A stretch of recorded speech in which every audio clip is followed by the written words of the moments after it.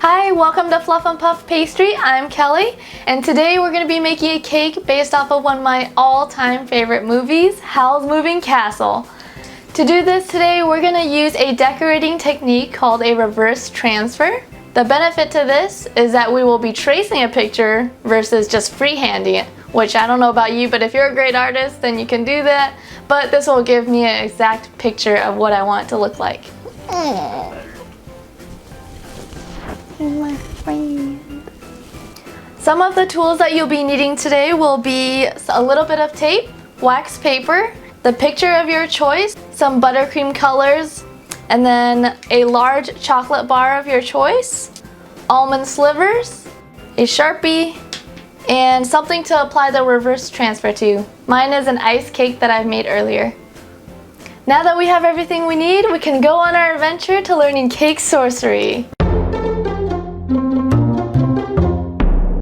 To start on our quest, we're going to tape the wax paper to the picture of Howl, and then we'll trace in his face with a black Sharpie.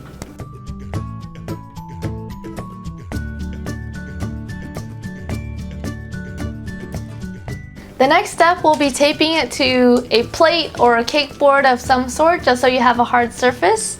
We don't want to put the buttercream on the side that you put Sharpie on.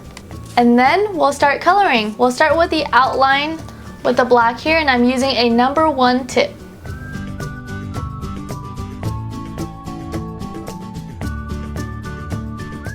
The nice thing about using wax paper is that if you mess up like I did, you could just wipe it off and start over again. And if you need any quick fixes that are very detailed, as with small drawings, you can use a skewer with a fine sharp tip and just kind of hollow out that area and retrace it. Once you got your tracing done, we're going to put it into the freezer so that it can harden up and it won't blend with the other colors. Then after that, we're going to do the same thing every time once we add a new color.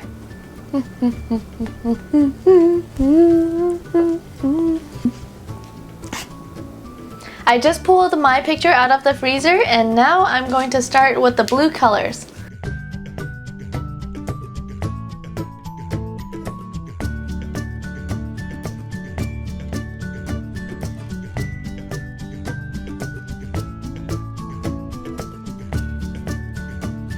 Now we'll do the white part in his eyes with the number 2 tip. We'll start on the rest of his skin in the peach color. I'm using a number 8 tip. I'm going to cover the entire surface area of his face with the peach color, and that's okay if you're covering the eyes or covering the mouth, because the last layer of the buttercream will actually be behind all of the first colors that you used. So the top is going to become the bottom. Now that we're done coloring, we're going to put it in the freezer for about 10 to 15 minutes. We're putting it in there for a little bit longer than we did for the first few times, just because now we have more layers of colors. So we want it to really harden up before we transfer it to the cake. For the transfer, we're going to take the picture off of our board and flip it over so that the buttercream side is touching the cake.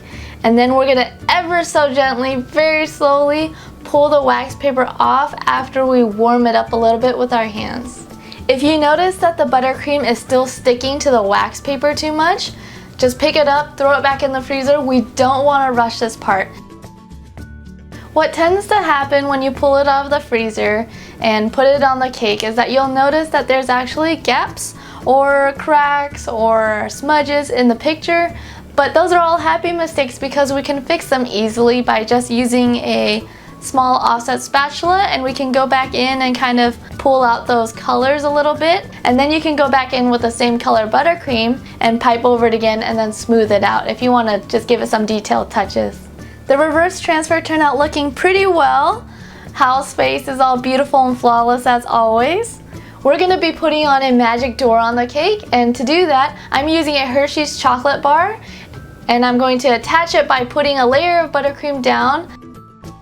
Add extra support by putting toothpicks on the other end. After that, we'll throw it into the freezer for just a few minutes. Now we are going to pipe a layer of buttercream all around Howl's face so that we can stick in the almond slivers and make the feathers. Now we're gonna start placing the almond slivers in, and you're just gonna create layers. So I'm gonna start with the outside layer so that it may layer more and more towards his face.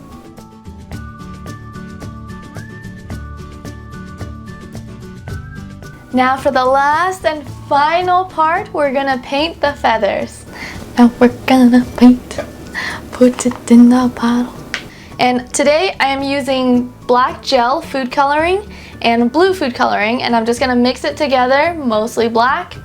I'm using a flat square paintbrush that's pretty small so that we can get into the minor details of the cake. Make sure you don't push too hard on the almonds so that they will come out of the buttercream. We're gonna create door panels on the door by painting it with our food coloring. For the doorknob, we're gonna chip off the little tip of a chocolate chip and just stick it right on there. We have captured Wizard Howl here, and we're gonna eat his heart. I love how he turned out, and it was so much fun making it with you guys.